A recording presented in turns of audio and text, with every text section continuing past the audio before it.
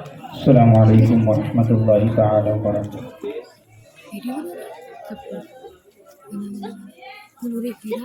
الحمد للہ الحمد للہ وکفى وسلام علی عباده الذین اصطفى اما بعد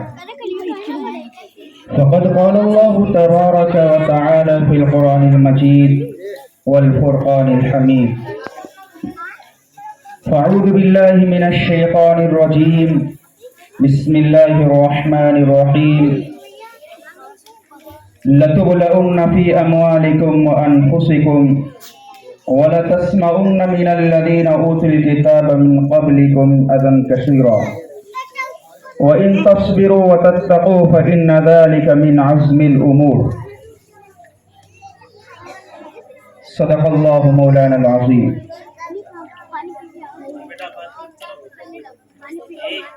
وطن کا ذرہ ذرہ ہے یہاں اس بات پر شاہد، وطن کا ذرہ ذرہ ہے یہاں اس بات پر شاہد،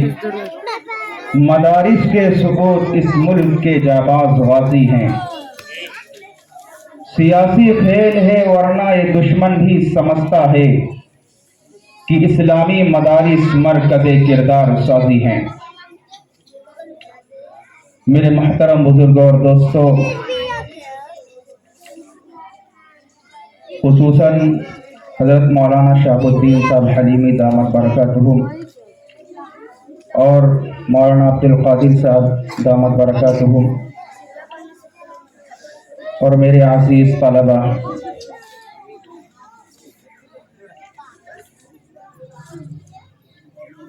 آج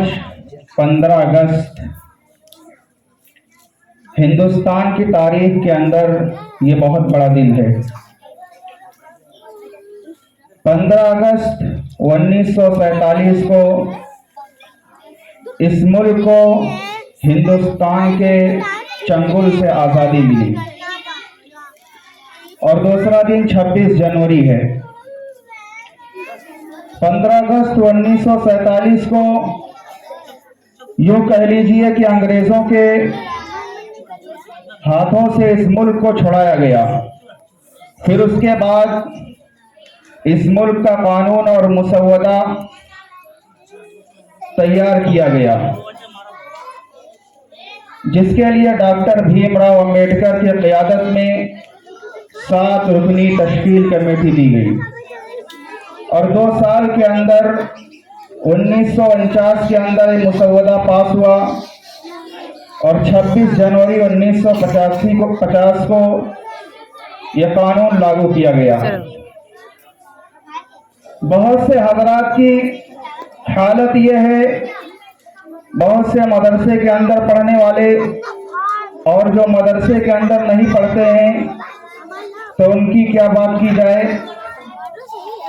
عوام کے اندر یہی مشہور ہوا کہ یہ آزادی کا جو مہا سنگرام چل رہا تھا، یہ 2020 میچ کی طرح چل رہا تھا، اور 10 رن باقی تھے اور گاندھی جی نے آ کر 2 بالوں پر 2 چھکے لگا کر کے ہندوستان کو آزاد کرا دیا۔ جیسے کہ ابھی محمد فرحان صلی اللہ علیہ وسلم نے جن شخصیات کا تذکرہ کیا ہے، انہی کے بارے میں ہمیں اور آپ کو بتایا جاتا ہے اور سمجھایا جاتا ہے۔ حالانکہ اگر دیکھا جائے 1857 سے لے کر 1947 تک تو 90 سال کا یہ عرصہ ہے، جبکہ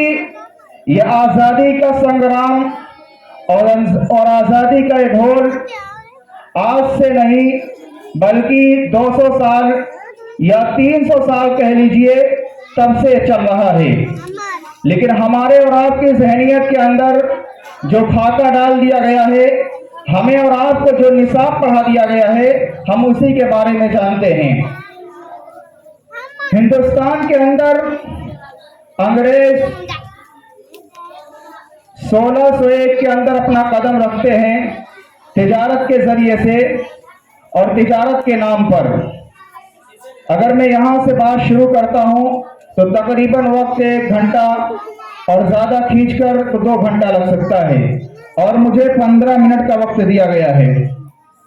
تو انگریز اس وقت ہندوستان کے اندر تشریف لاتے ہیں اور تجارت کے نام پر اپنا پیر پھیلانا شروع کرتے ہیں، اور دھیرے دھیرے 1601 کے اندر آتے ہیں، اور 1701 کے اندر 1 سال عرصہ کے اندر کئی حصوں پر اور ہندوستان کی مختلف چھوٹی چھوٹی بستیوں پر اور ریاستوں پر ان کا قبضہ جم جاتا ہے۔ اس ہندوستان کے اندر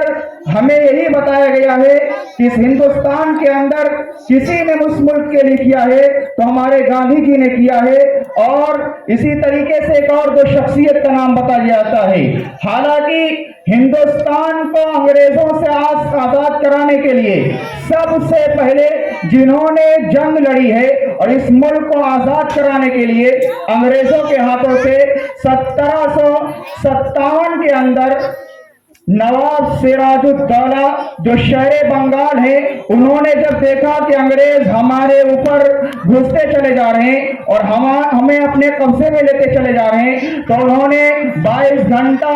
جنگ لڑی، لیکن اپنوں کی غداری کی وجہ سے اور میر جعفر کی غداری کی وجہ سے انہیں شہید کر دیا جاتا ہے۔ اور اس کے بعد جو جنگ کا سلسلہ شروع ہوا تھا یہ اسی طریقے سے چلتا رہتا ہے۔ شاہ عبد العزیز محدث دہلوی علیہ الرحمہ نے جب 1772 کے اندر جب جنگ کا فتویٰ دیتے ہیں یا کہہ لیجیے جہاد کا فتویٰ دیتے ہیں انگریزوں کو بھگانے کے لیے، تو حیدر علی کے بیٹے فتح علی محمد ٹیپو سلطان شہید رحمت اللہ علیہ میدان کارزار میں آتے ہیں اپنے لوگوں کو لے کر، اور 1792 کے اندر 1792 کے اندر پہلی جنگ انگریزوں کے خلاف لڑتے ہیں اور 4 جنگ لڑتے ہیں، اور اسی طریقے سے 1799 کے اندر جو چوتھی جنگ تھی ان کی زندگی کی آخری جنگ تھی، جب انہوں نے اس جنگ کو لڑا ہے اور میر صادق کی وجہ سے جو ایک اور غدار ظاہر ہوا اور اس نے دریا کے راستے سے دروازے کو کھول دیا، اور ٹیپو سلطان علیہ الرحمہ اس وقت دوپہر کے کھانے پر بیٹھے ہوئے تھے، انہوں نے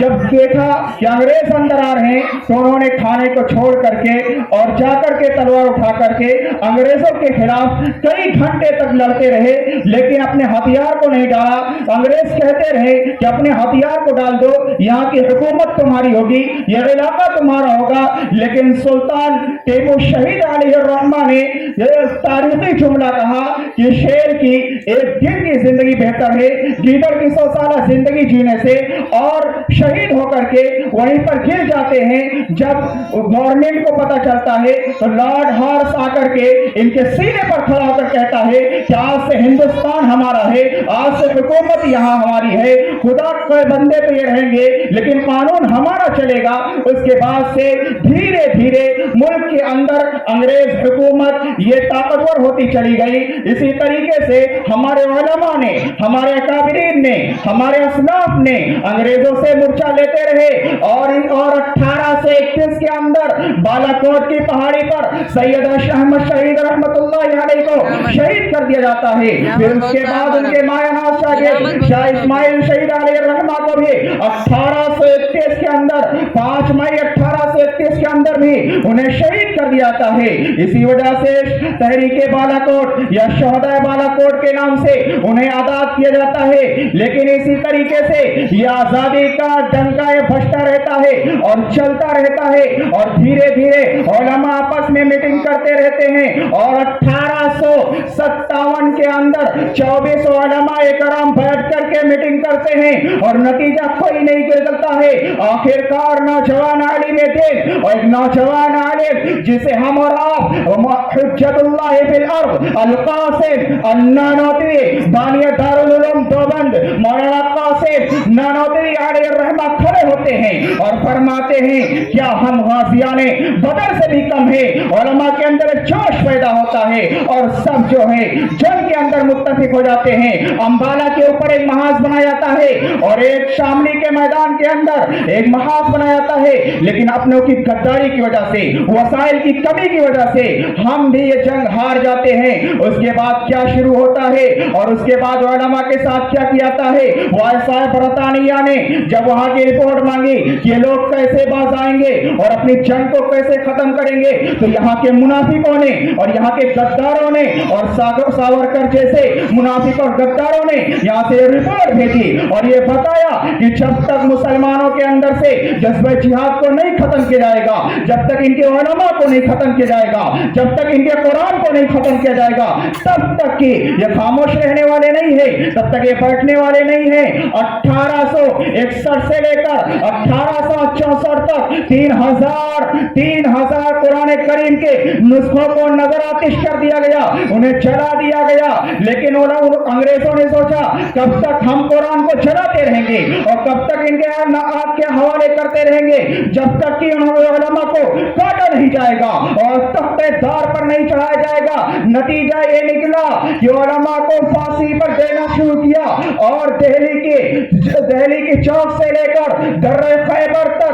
ऐसा कोई दरख्त नहीं था, ऐसा कोई मकान नहीं था, ऐसा कोई पौधा नहीं था जिस पर हमारे उलमा की, जिस पर हमारे अकाबिरीन की लाशें न लटकी हुई हो। मौर्रिख कहता है, हमारे मौर्रिख ने तो सिर्फ लिखा है 14,500 उलमा को इसके अंदर शहीद किया गया और इस जंग के नतीजे के अंदर उन्हें खत्म किया गया। लेकिन अंग्रेज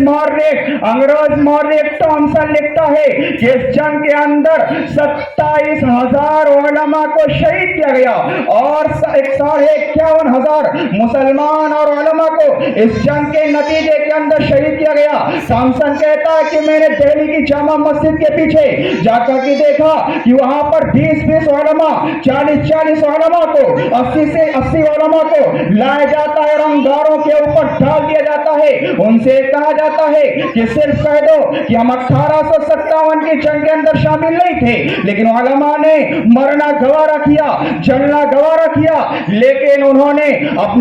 अपने ईमान का सौदा नहीं किया और उलमा को शहीद कर दिया गया। मेरे दोस्तों, मेरे भाइयों, ये सिर्फ आखिरी की जंग नहीं है, सिर्फ 90 सालों की जंग नहीं है, बल्कि ये 200 साल और 300 साल की जंग है जिसके अंदर हमारे उलमा ही थे और 1717 से लेकर 1857 तक इन 150 साल के अरसा के अंदर सिर्फ हमारे उलमा थे, सिर्फ हमारे मुसलमान थे और मुसलमानों से मोहब्बत करने वाले कुछ हिंदू भाई थे, उसके अलावा कोई नहीं था। सिर्फ हमारे उलमा ने इसके अंदर शहादत दी है। उसके बाद बानिया दारुल उलूम देवबंद 1866 के अंदर दारुल उलूम की बुनियाद रखते हैं। उसके अंदर शेखुल हिंद जैसे हमारे बुजुर्गान दीन पैदा होते हैं। उन्होंने इस मुल्क को आजाद करने के लिए अपना सब कुछ कुर्बान कर दिया है। तो मेरे दोस्तों, ये हमारा मुल्क आजाद हुआ है, बड़ी मेहनत से आजाद हुआ है, बड़ी मशक्कत से आजाद हुआ है। इनकी तारीख को जानने के लिए हमें मुताला करना पड़ेगा और उलमा का बयान तरतीब से सुनना पड़ेगा, उसके लिए बहुत वक्त दरकार है। इसलिए हमें अपने बुजुर्गों की तारीख को मालूम होना चाहिए। जो कौम अपने बुजुर्गों की तारीख से वाकिफियत नहीं होती है, उन्हें खत्म कर दिया जाता है, उनके ऊपर जुल्म और बर्बरियत की जाती है। इसलिए इनके साथ यही होना चाहिए, क्योंकि इन्हें ये नहीं पता है कि शेखुल हिंद कौन थे, इन्हें ये नहीं पता है हुसैन अहमद मदनी कौन थे, इन्हें ये नहीं पता है उबैदुल्लाह सिद्दीकी कौन थे, इन्हें ये नहीं पता है इमामुल हिंद, इमाम हुर्रियत, अल्लामा इकबाल अलैहिर्रहमा की शख्सियत कौन थे। उन्हें सिर्फ पता है तो जो चार का नाम पता है, उन्हें कुछ नहीं पता है। इन्हें यह बताया जाता है टीपू सुल्तान अलैहिर्रहमा के बारे में और जो तस्वीर दिखाई जाती है और जो उनकी तस्वीर पेपरों के अंदर बताई जाती है, न दाढ़ी है और बड़ी बड़ी मोछे हैं। मेरे दोस्तों, ऐसी तस्वीर नहीं थी। उठाइए मलफूजात मौलाना हुसैन अहमद मदनी नव्वरल्लाहु मरकदा के, वो लिखते हैं कि टीपू नमाजी था, दाढ़ी रखने वाला था, उसकी कभी नमाज नहीं फौत होती थी। आज हमें दिखाया जाता है बताने के लिए कि तुम्हारा लीडर ऐसा था, तुम्हारा कायद ऐसा था, तुम इस इसी तरीके से बनो। इसलिए मेरे दोस्तों, आपसे गुजारिश है, मेरे प्यारे बच्चों, आपसे गुजारिश है, आप स्कूलों के अंदर जाते हैं, आप कॉलेजों के अंदर जाते हैं, तो सबसे पहले हमें यह ध्यान रखना है कि हमारे बुजुर्गों की तारीख क्या है, हमारे उलमा ने इस मुल्क के लिए क्या कुर्बानियां दी हैं, इसको मद्देनजर रखते हुए हमें आखिरी तालीम हासिल करनी है, वरना हमारे शहरों, हमारे दिल को और हमारे दिमाग के अंदर सिर्फ कुफ्र और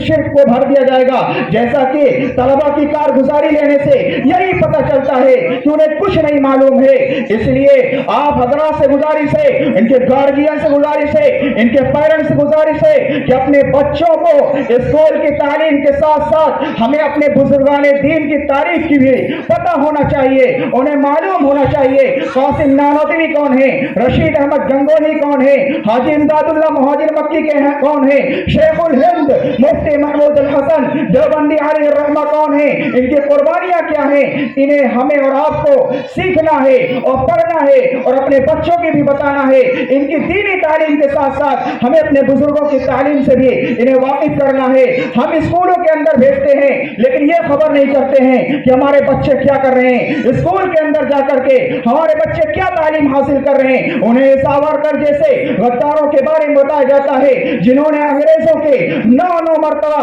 माफी मांगी थी और तलवे चाटे थे, उनके बारे में बताया जाता है। मेरे दोस्तों, आपसे गुजारिश है, मेरे प्यारे बच्चों, आप हजरात से गुजारिश है कि आप लोग अपने बुजुर्गाने दीन के तालीम हासिल करें और वक्त बहुत कम है, इसलिए मैं अपनी बात को इसी पर खत्म करता हूं कि कितनी बर्बादी मुकद्दर में थी, आबादी के बाद कितनी बर्बादी मुकद्दर थी, आबादी के बाद क्या बताएं हम पे क्या गुजरी है, आजादी के बाद बहुत सी बातें बाकी हैं, दिल के अंदर बहुत कुरन है, बहुत तकलीफ है। अगर इंशाअल्लाह कभी वक्त मिलेगा तो तफसील के साथ पूरे हिंदुस्तान की तारीख आपके सामने रखूंगा। रब्बे करीम उलमाए किराम की तारीख जो है और उनसे जो मोहब्बत का तरीका है हमारे दिलों के अंदर पेवस्त फरमाए और इन तलबा को इल्म नाफि अता फरमाए और इन्हें सही रास्ते पर चलने की तौफीक अता फरमाए। आमीन या रब्बल आलमीन व मा अलैना इल्लल बलागुल मुबीन।